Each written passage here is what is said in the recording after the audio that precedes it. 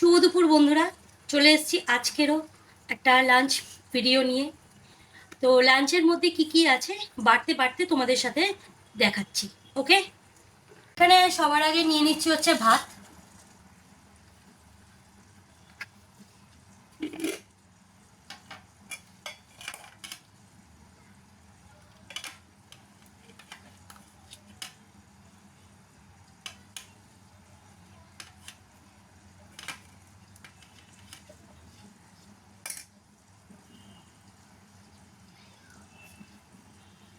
এখানে এর সাথে চলে যাচ্ছে হচ্ছে উচ্ছে ভাজা।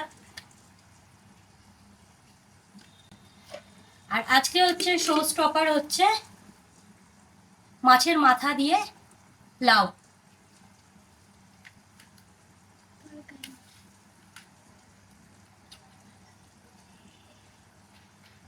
আর একজনও তৈরি হচ্ছে আস্তে আস্তে, হয়তো খুব তাড়াতাড়ি ওরও ভিডিও তোমরা দেখতে পাবে।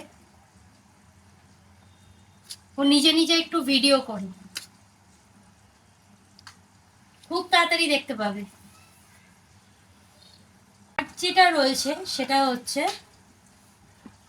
এই যে পাতলা করে, এই যদিও বা আজকে বেশ ভালো হাওয়া দিয়েছে আর একটু ঠান্ডা, তুলনামূলক একটু ঠান্ডা ঠান্ডা ওয়েদার আছে, তো তার জন্য করে নিয়েছি হচ্ছে ডিমের ঝোল। আর মাছ মাংস কিচ্ছু ইচ্ছা করছে না, যদিও বা মাছ আর মাংস দুটোই ফ্রিজে রয়েছে। তো আজকে ইচ্ছা হলো একটু ডিমের ঝোল করে নিতে। একদম পাতলা করে করেছি, ছাল ছাড়া, তেল ছাড়া। এই যে আগে লাউ দিয়ে উচ্ছে দিয়ে খেয়ে নিই, তারপর ডিমের ঝোলটা আমি নেব। তো খাওয়া স্টার্ট করছি। ওকে, একটা পিড়ে নিয়ে নিয়েছিলাম, কারণ আমার এইরকম নিচু হতে না একটু কষ্ট হয়,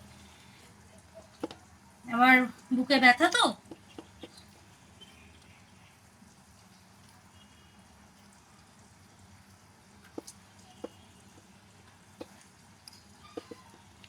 মাছের এই লাউ দিয়ে যে মাছের মাথা দিয়ে যে করেছে দিদি, করেছে সব রান্না। পায়ের ব্যথা নিয়ে ওই যে ভেটকি মাছের যে কাটার যে হয় না তরকারি, মাছের তেল ভেটকি মাছের কাটা দিয়ে যে আলু বেগুন দিয়ে একটু লাউ শাক দিয়ে যে তরকারিটা হয়, পুরো ওরকম টেস্ট হয়েছে। মানে মনেই হচ্ছে না যে এটা মানে লাউ লাউ দিয়ে লাউ ঘন্ট, মাছের মাথা দিয়ে লাউ ঘন্ট, এটা মনেই হচ্ছে না, এত টেস্টি হয়েছে।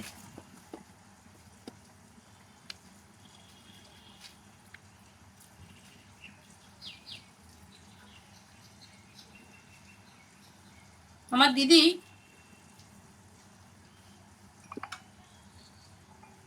দারুণ রান্না করে।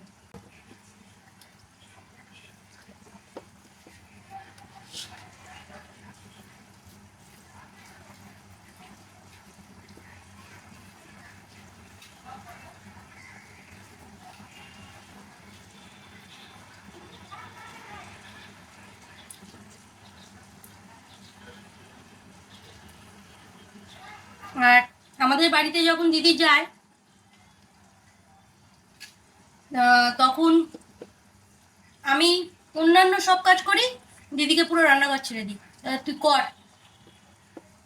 জোগাড়ে থাকে বাবা, মা তো অসুস্থ বিছানায়, জোগাড়ে থাকে বাবা, রান্না করে দিদি, আমি বাদ বাকি সমস্ত কিছু কাজ করিনি, ঘর মোছা থেকে শুরু করে জামা কাপড় কাচা।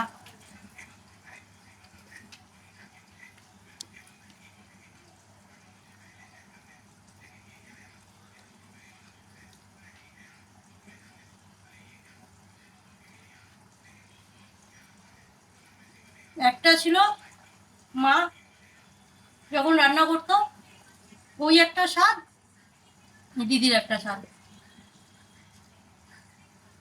আমিও রান্না করি, কিন্তু এদের রান্নাগুলো আমার বেশি ভালো লাগে। তোমাদের সাথে তো সবকিছু শেয়ার করি। এই যে লাউ, কুমড়ো, মানে যত রকমের সবজি আছে, উচ্ছে, এইগুলো তো আমার ভীষণ ভীষণ প্রিয়। আমার মানে মাছ মাংসর থেকে না, আমাকে যদি সবজি দাও আমি খেতে ভীষণ ভালোবাসি।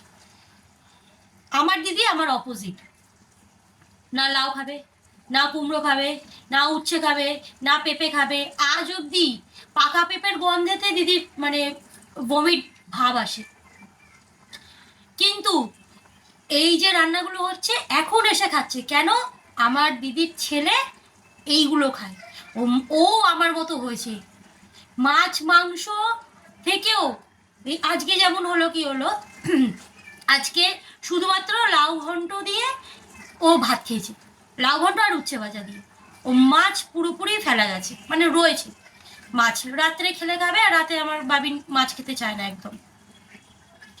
মানে ও কোনো যদি নতুনত্ব কিছু মানে হয় কোনো সবজি, আমার বাবিন ট্রাই করে। কিন্তু ওর মা এখনো অবধি উচ্ছে ওকে মানে জোর করে করে খাওয়াতে হয় উচ্ছে।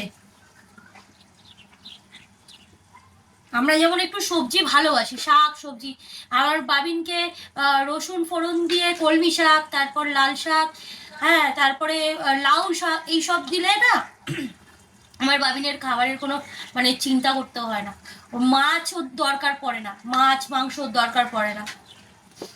সবজি যদি কোনো হয়,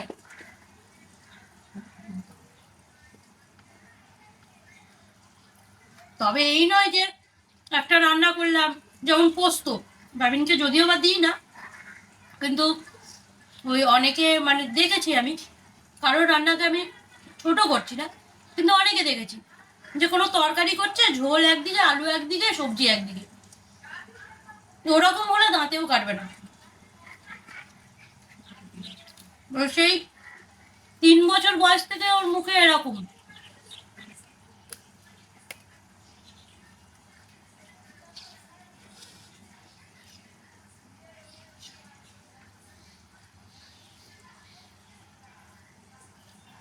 মানে সত্যি কথা বলতে দেখো, ভাত খাওয়া আমি অনেক অনেক কমিয়েছি।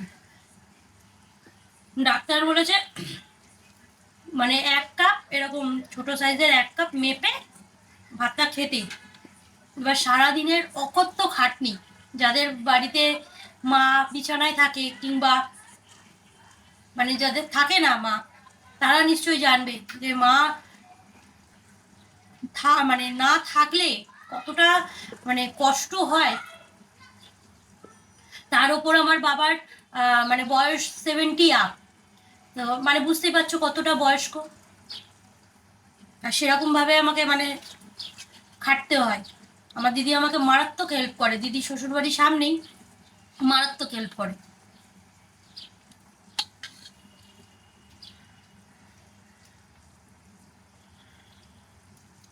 আমার আমার জামাইবাবু, মানে ভাগ্য করে একটা জামাইবাবু পেয়েছি, সত্যি কথা বলছি।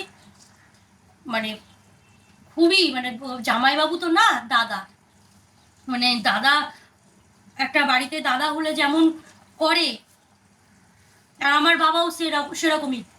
আমাদের কারোর কথা শুনবে না, আমার দিদির কারোর কথা শুনবে না। ও বাপ দাদা মানে আমার জামাইবাবু যেটা বলবে সেটাই, সেটাই শেষ কথা।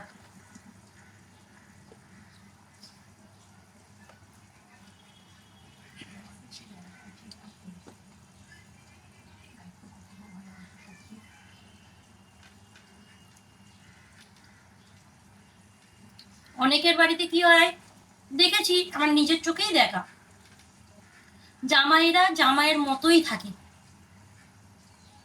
এবার বুঝে নাও, আমি এটা আর পুরোপুরি মানে ক্ল্যারিফাই দিচ্ছি না, জামাইরা জামাইয়ের মতোই থাকে অনেকের বাড়িতে।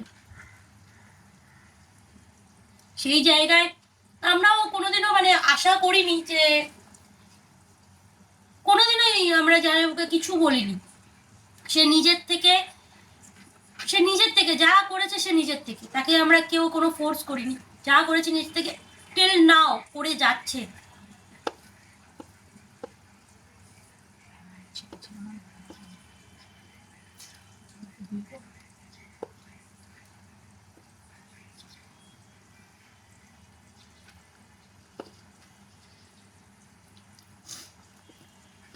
আমার, আমরা তো 2 বোন, তাই দিদির বিয়ে হয়ে যাওয়ার পর মানে বাপ্পাদা যখন আমি বাপ্পাদাই বলি, জামাইবাবু বলি না, তো সত্যি কথা বলতে অনেক কিছু না, আমরা বুঝতেই পারছো বাড়িতে